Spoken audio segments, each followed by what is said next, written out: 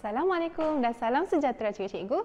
Saya Syazwani dari Sektor Sumber Manusia SSM Jabatan Pendidikan Negeri Perlis. Hari ini saya akan menerangkan tentang penilaian bersepadu Pegawai Perkhidmatan Pendidikan atau lebih dikenali dengan singkatan PB-PPP. Dalam video ini, bahagian instrumen kita tumpukan ialah pengajaran dan pembelajaran, PDP iaitu guru akademik biasa, GAB dan yang terlibat dalam PDP di sekolah dan institusi pendidikan. Cikgu-cikgu dah bersedia? Jom! Pertama sekali, kenapa Kementerian Pendidikan buat PBPPP ni ya? Oh ya, inilah matlamat pelaksanaannya.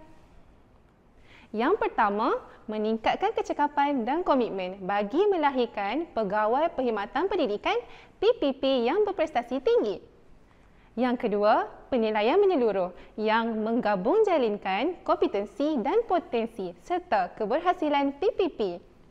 Dan ketiga, mendukung aspirasi ke arah pendidikan yang berkualiti tinggi. Mari kita lihat pula objektifnya. Yang pertama, menilai kompetensi dan potensi PPP. Yang kedua, menilai keberhasilan yakni aspek peningkatan dan pencapaian yang merupakan hasil kerja PPP. Dan yang ketiga, mengenal pasti kompetensi dan potensi PPP untuk membolehkan program pembangunan profesional berterusan CPD dilaksanakan. Dan akhir sekali, mengenal pasti keperluan latihan untuk pembangunan laluan kerjaya PPP. Tak buat PBPPP ni tak apa ke? Jangan cikgu. Mana boleh tak buat? PBPPP ni sangat penting untuk yang pertama, pergerakan gaji. Untuk pergerakan gaji setiap tahun, prestasi PBPPP kita akan diambil kira ya. Yang kedua, anugerah perkhidmatan cemerlang APC. Ya, semua cikgu kalau boleh naklah juga kan dapat APC ni. Kurang-kurang sekali sepanjang perkhidmatan pun jadilah. Untuk nak dapat APC, markah kurang-kurang kena dah cemerlang tau. Yang ketiga, pingat perkhidmatan cemerlang PPC. Yang keempat, pingat perkhidmatan bakti PPB. Dan yang kelima adalah untuk kenaikan pangkat. Markah PBPPP juga digunakan sekiranya seorang pegawai memohon untuk mengisi jawatan yang lebih tinggi atau untuk kenaikan pangkat. Seterusnya, yang keenam, laluan kerjaya. Mana tahu kut-kut lah cikgu nak jadi pensyarah ke, nak masuk pejabat pendidikan daerah ke, jabatan pendidikan ke, ataupun nak masuk bahagian di kementerian dan lain-lain. Ya, panel akan tengok tahu markah-markah cikgu ni. Yang ketujuh adalah untuk melanjutkan pelajaran. Ada juga cikgu-cikgu yang memohon hadiah latihan persekutuan HLP bagi melanjutkan pelajaran ke peringkat yang lebih tinggi dengan tajaan tahu. Markah mestilah dilihat dalam permohonan sebegini. Yang ke-8 adalah time based berasaskan kecemerlangan iaitu TBBK. Untung tahu jadi cikgu ni sebab ada TBBK yang membolehkan cikgu-cikgu semua untuk naik grade dan juga gaji apabila cukup tempoh dan juga syarat. So, untuk nak dapat TBBK ni, markah PBPPP 3 tahun ke belakang mestilah 80% lebih ya mengikut perkiraan yang telah ditetapkan. Yang ke-9 adalah dasar pemisah.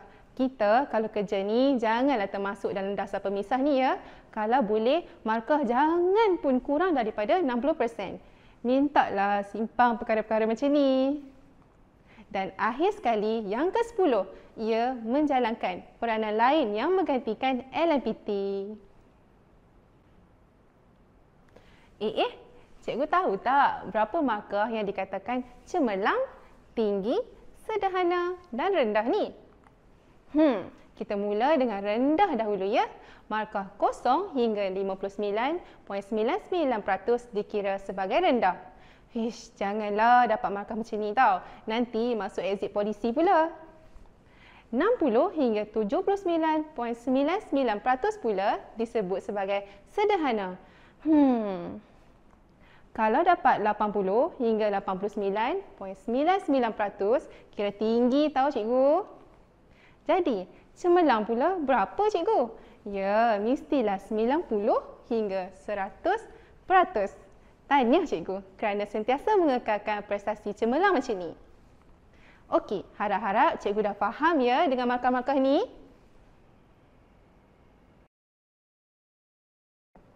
Baiklah, seterusnya kita akan menerangkan tentang 3 komponen instrumen dalam PBPPP. Cikgu-cikgu tahu tak, PBPPP mengandungi 3 komponen instrumen iaitu generik, functional dan keberhasilan. Jom kita tengok apa yang nak dinilai tu. Generik. Semua PPP dinilai berdasarkan dimensi, elemen dan aspek yang sama tau. Tak kiralah PPP tu cikgu ke, GBK ke, pentadbir ke, pegawai di JPN ke, ataupun di jabatan atau di bahagian sekalipun, semua akan dinilai ya. Seterusnya adalah functional. Functional ni bermaksud cikgu-cikgu akan dinilai berdasarkan pengetahuan dan kemahiran, iaitu bidang tugas PPP. Bahagian ni cikgu dinilai berdasarkan PDP ya, sebab jawatan cikgu ialah GAB. Inilah functional yang berkaitan dengan cikgu-cikgu yang mengajar di sekolah. Seterusnya adalah keberhasilan, iaitu cikgu-cikgu akan dinilai berdasarkan peningkatan dan pencapaian hasil kerja berasaskan bidang tugas PPP.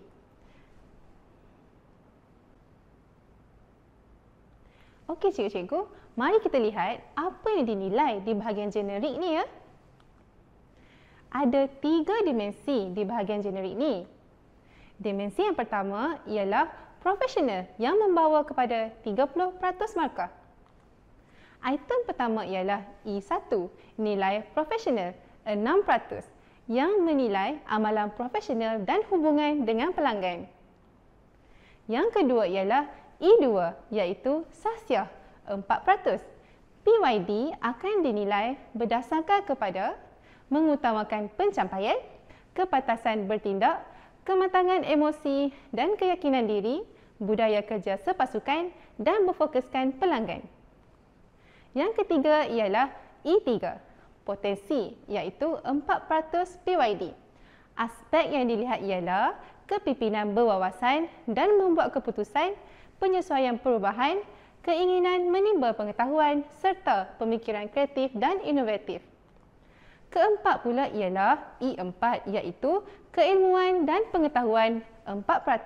Dasar-dasar kerajaan, peraturan dan berkeliling, penguasaan bidang tugas serta pengetahuan teknologi dan komunikasi, iaitu TMK, adalah aspek-aspek yang dinilai. Akhir sekali ialah kesediaan dan kewibawaan yang membawa kepada 10%.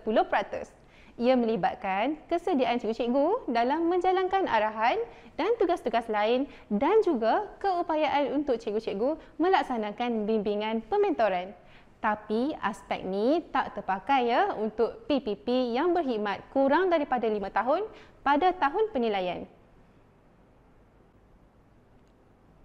Okey, seterusnya kita masuk pada dimensi 2, iaitu melibatkan penglibatan yang membawa kepada 10% markah. Yang pertamanya ialah E1, iaitu hubungan luar yang melibatkan jalinan dan juga jaringan, networking and linkage. Satu lagi ialah E2, sumbangan, di mana ia melibatkan sumbangan profesional dan ataupun sosial. Okey cikgu-cikgu, bagi dimensi ketiga, ia melibatkan bahagian functional, iaitu pengajaran dan pembelajaran. Berikut merupakan item berkaitan functional yang melibatkan PDP, guru yang membawa kepada markah penuh iaitu 60%. Yang pertama ialah E1, iaitu perancangan 20%. PYD akan dinilai berdasarkan pengetahuan, perancangan dan juga pengetahuan pentaksiran. Yang kedua ialah E2, iaitu pelaksanaan sebanyak 30%.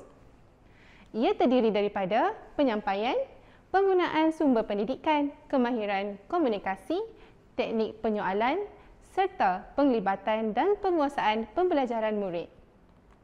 Manakala bahagian yang ketiga ialah E3, iaitu pentaksiran 10%.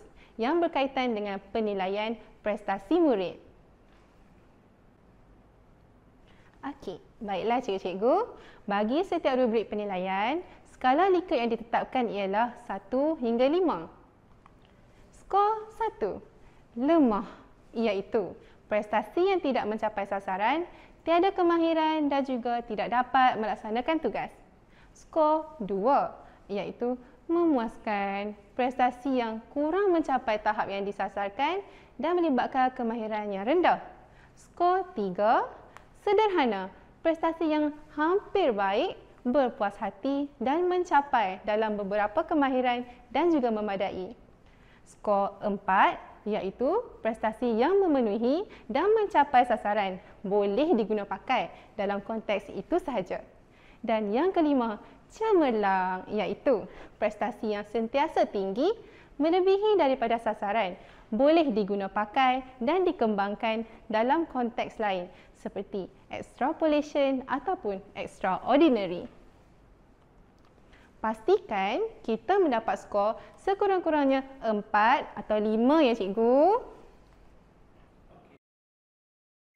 Ya cikgu, penerangan tadi ialah rujukan umum bagi skor-skor penilaian. Kementerian Pendidikan Malaysia telah menyediakan rubrik-rubrik bagi setiap item di dalam instrumen penilaian kompetensi. Setiap kriteria yang telah dinilai telah disediakan rubrik-rubrik bagi menerangkan tahap yang telah atau perlu dicapai oleh PYD.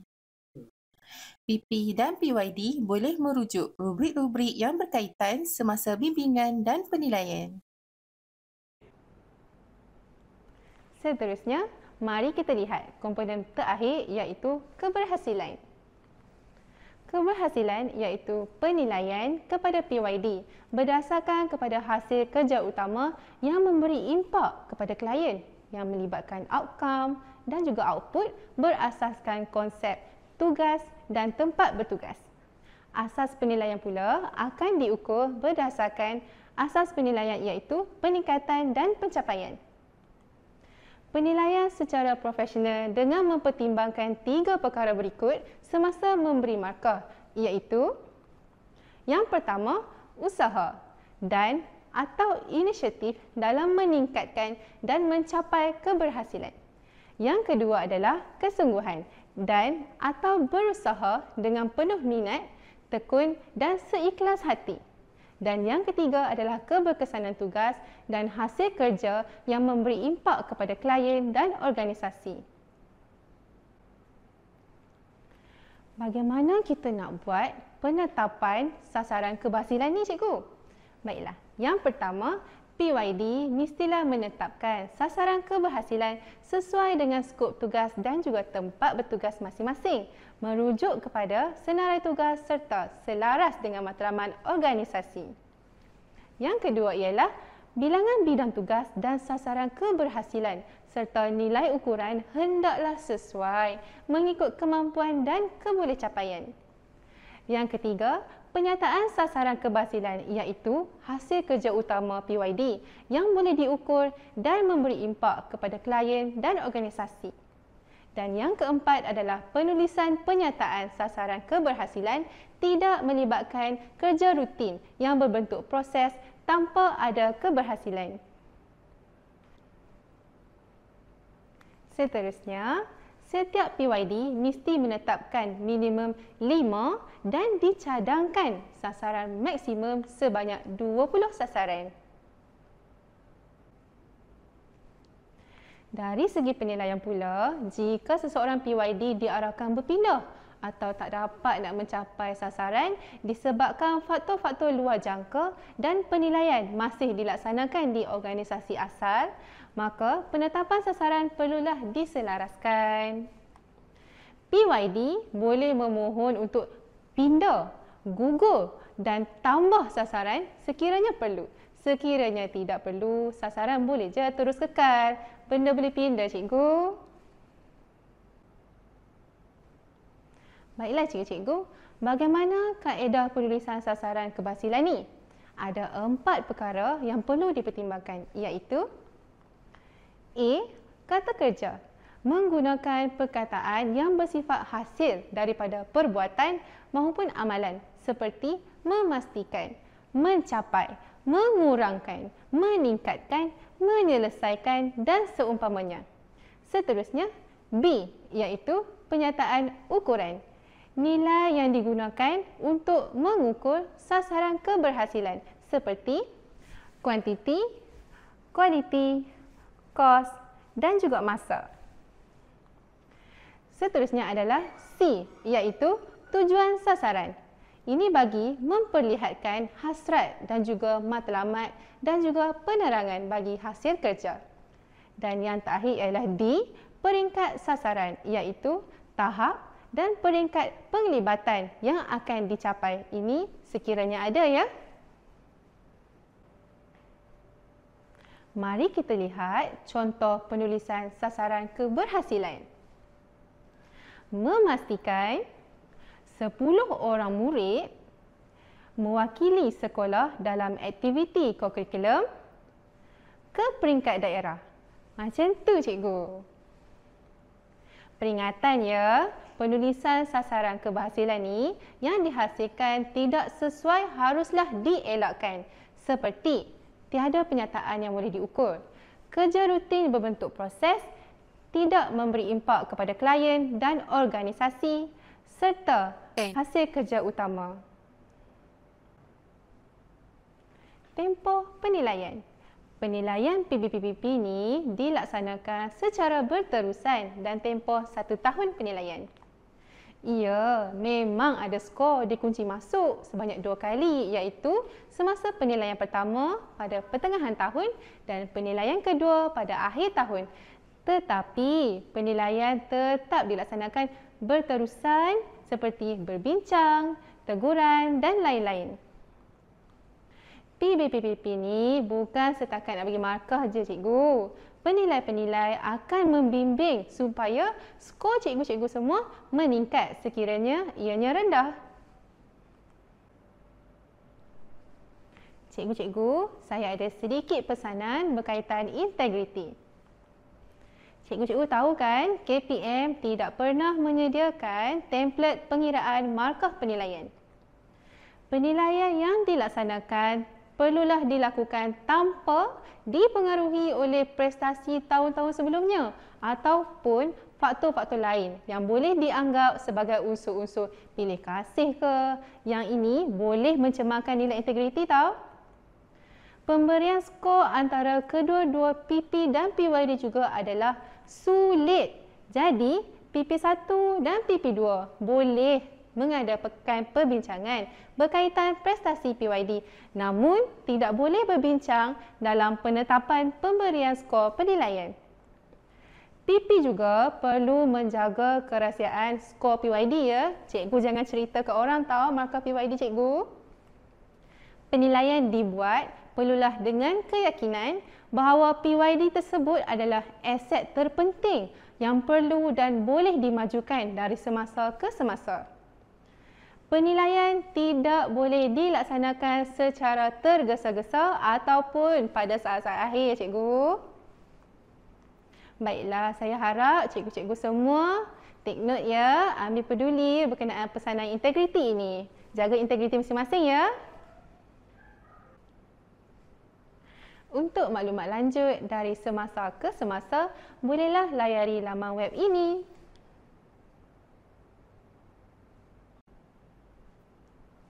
Sekian dari kami. Moga video ini dapat memberi manfaat kepada kita semua. Selamat bertugas dengan cemerlang.